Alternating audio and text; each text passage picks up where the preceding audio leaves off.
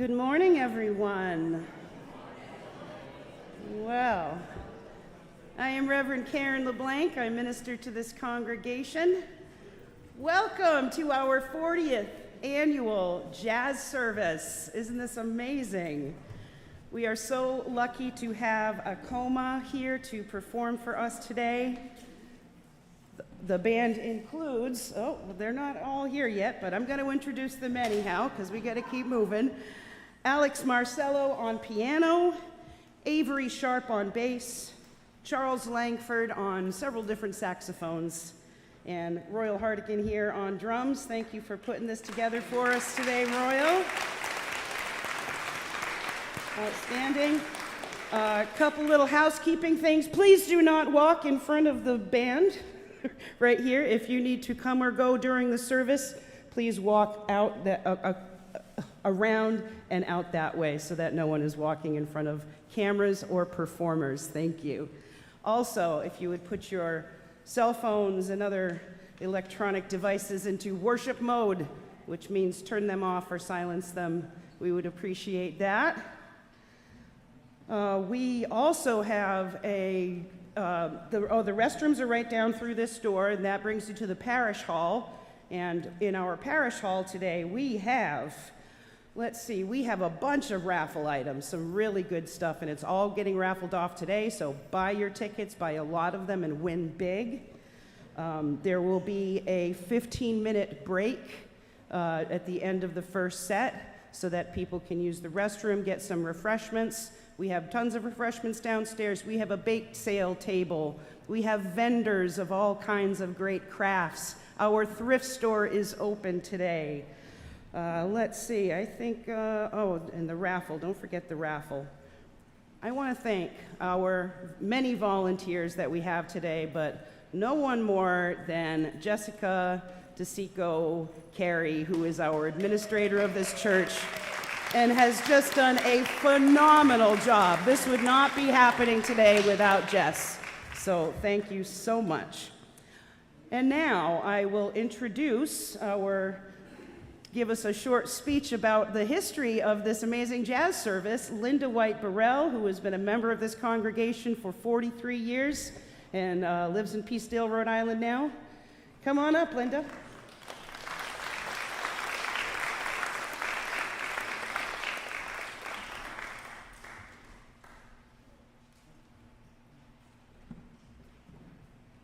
Good morning. I too would like to welcome you to this 4th of July jazz concert for which I feel like the mother. I am a founder of this concert series. 4 decades ago, the 4th of July jazz service was born here. The Reverend Roger Fritz, who was the minister at that time, was brainstorming with others ideas for opening the doors of this building and heightening community awareness of this congregation. Various ideas were discussed, and the idea of a jazz service really appealed to me. I stated that I knew some jazz musicians and made contact with Bobby Green. In his wisdom, Bobby created the New Bedford Jazz Ensemble as performers for this event. Looking to the future, he didn't want this event, hoped to become a community tradition, to be locked into one jazz group. Bobby envisioned any and all jazz musicians with roots or connections to New Bedford being welcome to participate in this celebration. Whether lifelong residents, born here and moved away, newly arrived to New Bedford, or frequent visitors, musicians were welcome to join in with the celebration. A variety of personnel and tunes have been the hallmark of this tradition, which has outlasted our wildest dreams for longevity. With fingers crossed as we planned, we hoped that it would continue for some years, and yet even COVID couldn't kill it. There certainly was an interruption in the flow of things, as there was in so many aspects of all of our lives. But the jazz service lives. And just as with everything else in life, there have been changes over the years. A few of the multitude of musicians who have performed for this 4th of July celebration are Bobby Green, John Harrison, Herbie King, Dick Haddix, Rick Brito,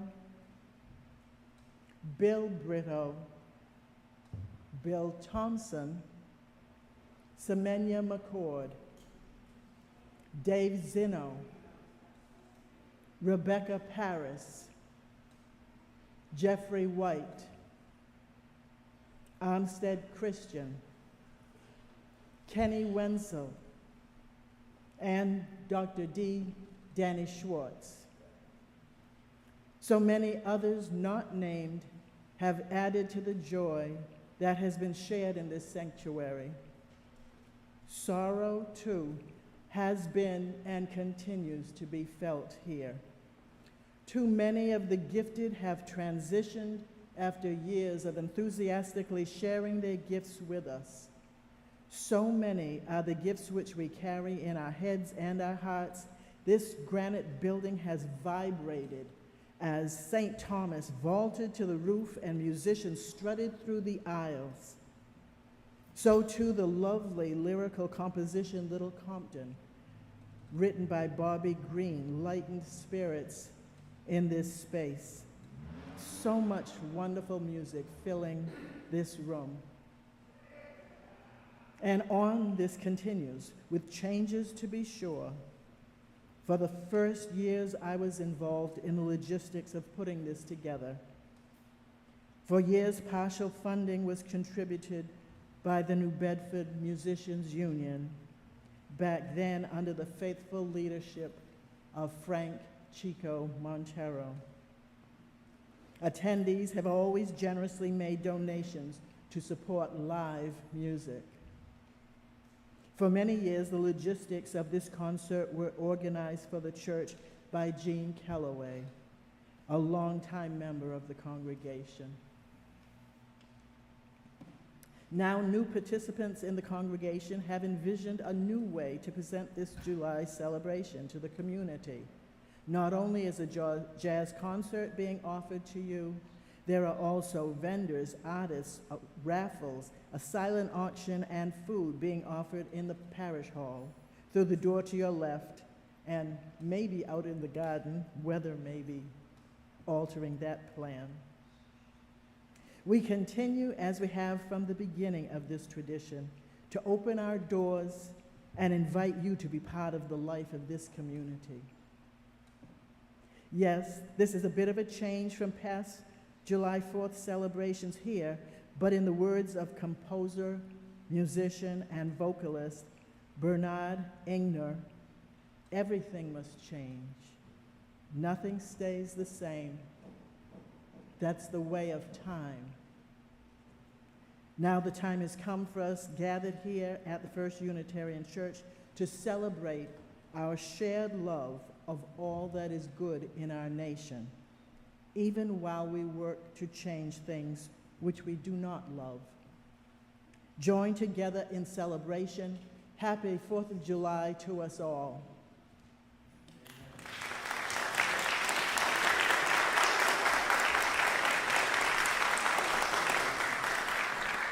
Thank you so much, Linda. And now I want to introduce my dear friend who has been a member of this church since 1988, which is when I graduated high school.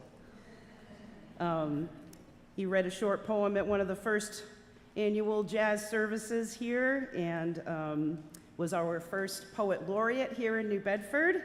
Just last year, Everett Hoagland was given the Stephen Henderson Award for Outstanding Achievement in Poetry at the 2023 Conference of the American Literature Association, and his volume, The Ways, which is available downstairs, won the 2023 American Book Award for Poetry. I know.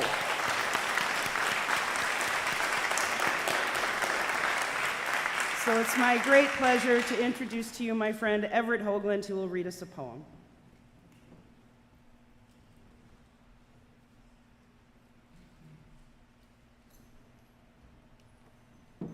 Thank you.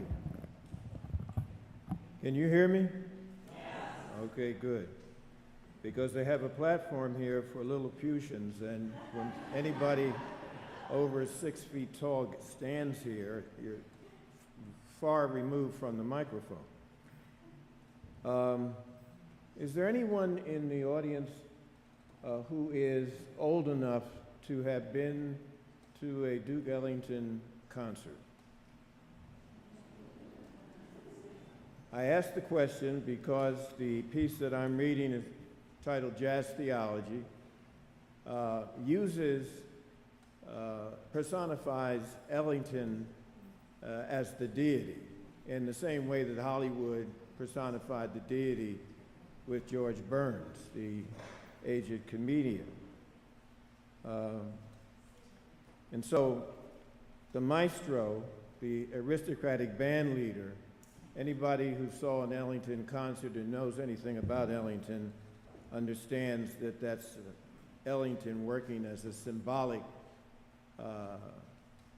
personification of the divine, of the entity that people call God. This is in memory of the leaders of the bands that have sustained this series who are no longer alive. Specifically, it's in memory of my friend Bobby Green, Herb King, Rick Brito, Armstead Christian. They were the leaders of the groups of my acquaintance, Jazz Theology. They had played everything from C-Jam blues to Come Sunday, but they were now playing their theme.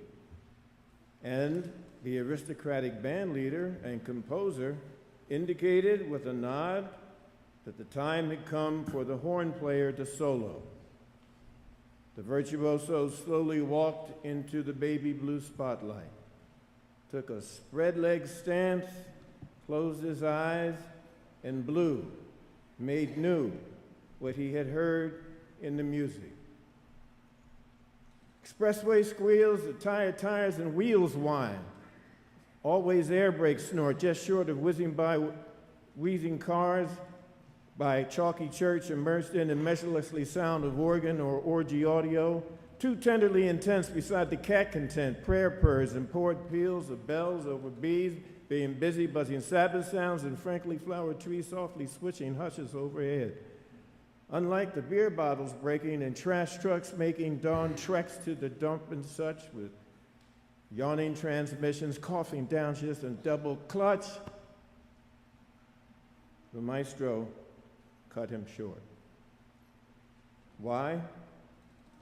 His music moves in mysterious ways.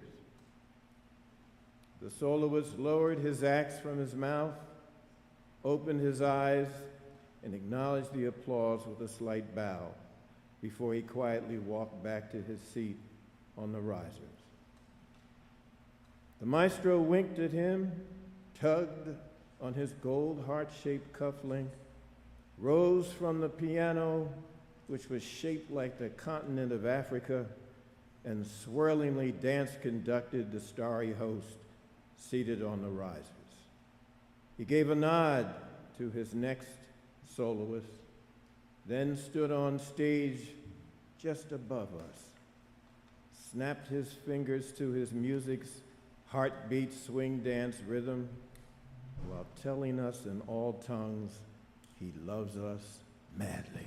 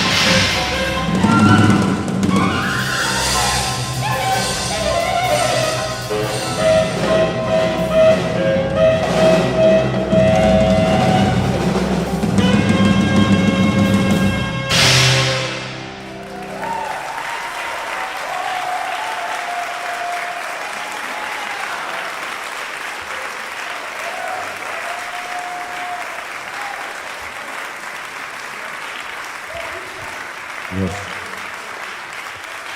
Thank you. Alexis Marcelo on the piano. Yeah. Mr. Charles Langford on saxophone. Thank you, thank you. Mr. Avery Sharpe à la contrabass. Yeah. About 4 more hours. Thank you. That piece is entitled Tala Vadyam, that I wrote based on South Indian traditional Karnatak music and the rhythmic syllables called Solkatu, which you heard me Takitatangu. It was in a fast 11 cycle, but that's just the heartbeat, it's not counting. And it was from my teacher at Wesleyan from South India, a great mridangam, which is a barrel drum in South India. My teacher was Tanjore Ranganathan, the late Tanjore Ranganathan, so all credit to him. The next piece we'd like to do is based on rhythms of West African peoples. Dagbamba in the introduction with this hourglass-shaped drum known as lunga, also dono in Ghana, West Africa, where I live much of the time. And the second part, in the main part of the piece, is based upon the Akoma, spiritual rhythms of the Asante people, which have been given to me with permission from Kobena Adzenya Kwadzo Donkor and Atapoku and Kwabena Boateng. And the end will move into a different feel in the Ewe rhythms of the Ewe people from Togo, Benin, and Ghana of coastal West Africa. A short note, every time I live with the people in Ghana, they teach me, despite all the insanity we have around us, by their simple living, what it means to be human. And that area, as others, are the source of this great African-American tradition we know as jazz. And it's an honor to be in it as a guest. So we hope you enjoy this piece entitled Wadsworth Falls.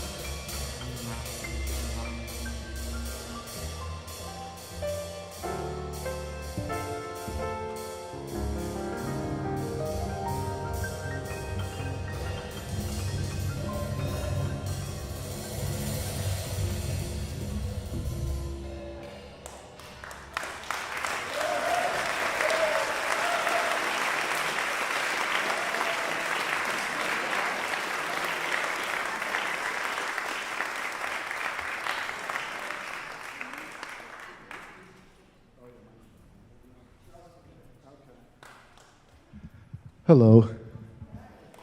Oh, my gosh. Royal, thank you for putting this together. Oh, this is wonderful. Well, this next song I wrote back in 2021 during the pandemic. And I knew that we'd get out of there somehow. And I was hoping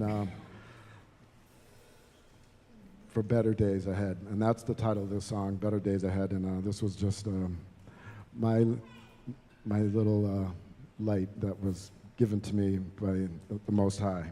Thank you. Hope you enjoy it.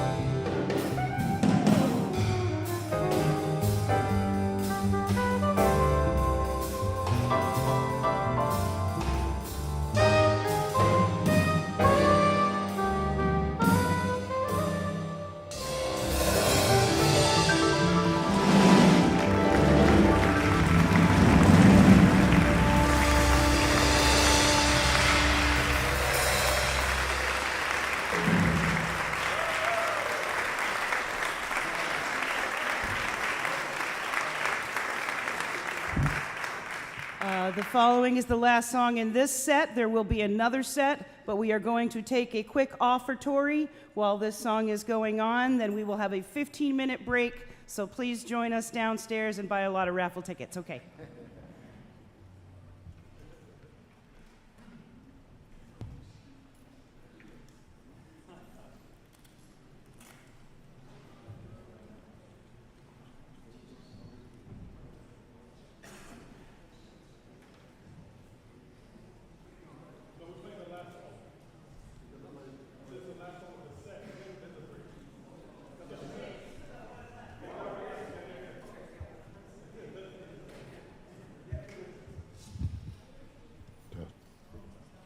Check.